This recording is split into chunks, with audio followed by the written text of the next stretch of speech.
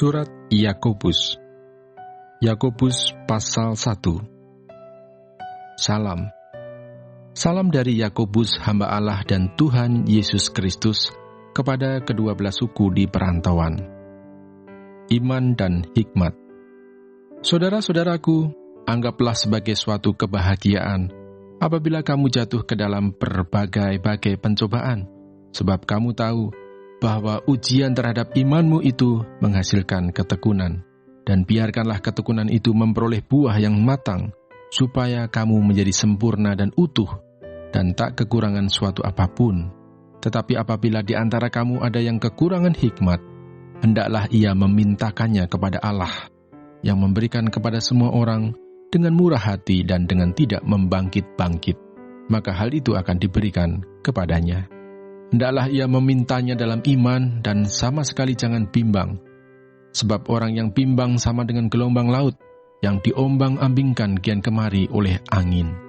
Orang yang demikian janganlah mengira bahwa ia akan menerima sesuatu dari Tuhan. Sebab orang yang mendua hati tidak akan tenang dalam hidupnya. Keadaan rendah dan keadaan kaya. Baiklah saudara yang berada dalam keadaan yang rendah bermegah karena kedudukannya yang tinggi, dan orang kaya karena kedudukannya yang rendah, sebab ia akan lenyap seperti bunga rumput, karena matahari terbit dengan panasnya yang terik dan melayukan rumput itu, sehingga gugurlah bunganya dan hilanglah semaraknya. Demikian jugalah halnya dengan orang kaya, di tengah-tengah segala usahanya, ia akan lenyap. Pengujian dan pencobaan. Berbahagialah orang yang bertahan dalam pencobaan, sebab apabila ia sudah tahan uji, ia akan menerima mahkota kehidupan yang dijanjikan Allah kepada barang siapa yang mengasihi dia.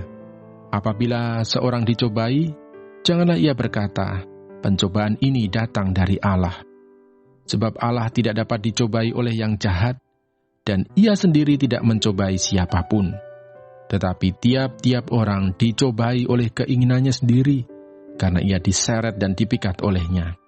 Dan apabila keinginan itu telah dibuahi, ia melahirkan dosa. Dan apabila dosa itu sudah matang, ia melahirkan maut. Saudara-saudara yang kukasihi, janganlah sesat. Setiap pemberian yang baik dan setiap anugerah yang sempurna, datangnya dari atas, diturunkan dari Bapa segala terang. Padanya tidak ada perubahan atau bayangan karena pertukaran.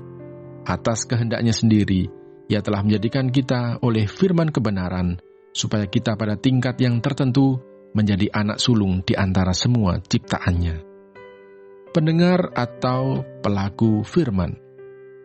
Hai saudara-saudara yang kukasihi, ingatlah hal ini. Setiap orang hendaklah cepat untuk mendengar, tetapi lambat untuk berkata-kata, dan juga lambat untuk marah. Sebab amarah manusia tidak mengerjakan kebenaran di hadapan Allah. Sebab itu buanglah segala sesuatu yang kotor, dan kejahatan yang begitu banyak itu, dan terimalah dengan lemah lembut firman yang tertanam di dalam hatimu, yang berkuasa menyelamatkan jiwamu. Tetapi hendaklah kamu menjadi pelaku firman, dan bukan hanya pendengar saja, sebab jika tidak demikian, kamu menipu diri sendiri. Sebab jika seorang hanya mendengar firman saja dan tidak melakukannya, ia adalah seumpama seorang yang sedang mengamat-amati mukanya yang sebenarnya di depan cermin. Baru saja ia memandang dirinya, ia sudah pergi atau ia segera lupa bagaimana rupanya. Tetapi barang siapa meneliti hukum yang sempurna, yaitu hukum yang memerdekakan orang, dan ia bertekun di dalamnya, jadi bukan hanya mendengar untuk melupakannya, tetapi sungguh-sungguh melakukannya, ia akan berbahagia oleh perbuatannya. Jikalau ada seorang menganggap dirinya beribadah, tetapi tidak mengekang lidahnya, ia menipu dirinya sendiri, maka sia-sialah ibadahnya. Ibadah yang murni dan yang tak bercacat di hadapan Allah, Bapa kita, ialah mengunjungi yatim piatu dan janda-janda dalam kesusahan mereka, dan menjaga supaya dirinya sendiri tidak dicemarkan oleh dunia.